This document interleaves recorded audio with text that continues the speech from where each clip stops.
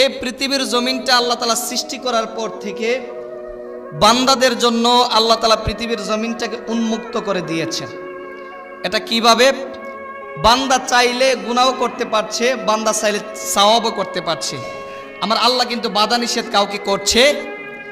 আমি আপনি যে হারে গুনাহ করি, যে হারে অপরাধ করি, অন্যায় অবিচার করছি, যদি আল্লাহ তাআলা আমাকে আপনাকে বাধা দিত, আল্লাহ তাআলা যদি আমাকে আপনাকে নিষেধ করত, আল্লাহ তাআলা যদি এর বিরুদ্ধে আমার আপনার বিরুদ্ধে শাস্তি পরোয়ানা জারি করত, তাহলে আমি আপনি একদিনের গুনার কারণে, একদিনের অপরাধের কারণে আমি আপনি দুনিয়ার মাটির সাথে দশে যাইতাম। কথা বলুন ঠিক কিনা?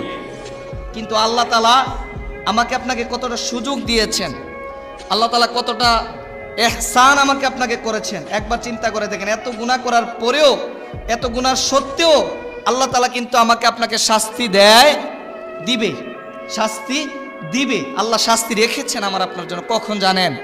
শাস্তি যখন আমি আপনি দুনিয়া থেকে চলে যাব তখন শাস্তি দিবে আল্লাহ তাআলা। কিন্তু দুনিয়াতে কিন্তু আল্লাহ তাআলা আমাকে আপনাকে শাস্তি দিচ্ছে, কারণ আল্লাহ জানে দুনিয়াতে যদি আমি আমার বান্দাকে গুনার জন্য শাস্তি দেয়, দুনিয়াতে যদি আমি আমার বান্দাকে গুনার জন্য, অপরাধের জন্য যদি তাকে আমি শাস্তির মুখে ফেলি, তাহলে আমার বান্দা আমার অন্যান্য বান্দাদের সামনে মুখ দেখাতে পারবে